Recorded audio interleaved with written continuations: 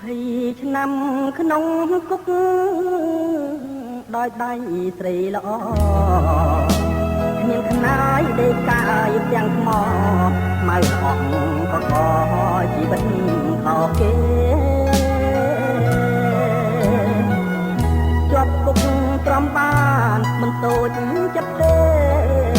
ធ្វើមិនដេចច្រឡំភ្នែកស្នេហ៍ស្មានតែបាសនាពេញលក្ខខណាតែបើដឹងមុនថាជាកាកៃគុំថាឡាយព្រមចារី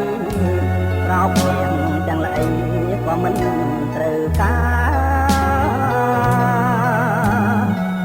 ស្ដាយសាច់មួយដុំផ្ញើចំមាត់ខ្លាខ្លោចចិត្តអាណិតបាត់នេះថាស្រីផ្សេងថាម៉ែទៅវិញម្ដាយបង្កើតចិត្តឆាតចោលកូនលោកនាងវាមានតែអូនមានបំដូចកូនឲ្យយំស្ដាយស្ដាយដោះអូនដែលកូនធ្លាប់បៅបន្លាយប្រឡាំងម្រាមដៃប្រសេគេច្របាច់លេងជាលបែងស្នេហាជាអ្នកតោះក៏ព្រោះអ្នកអាយកគុកធ្វើផ្ទះសម្បែងមាន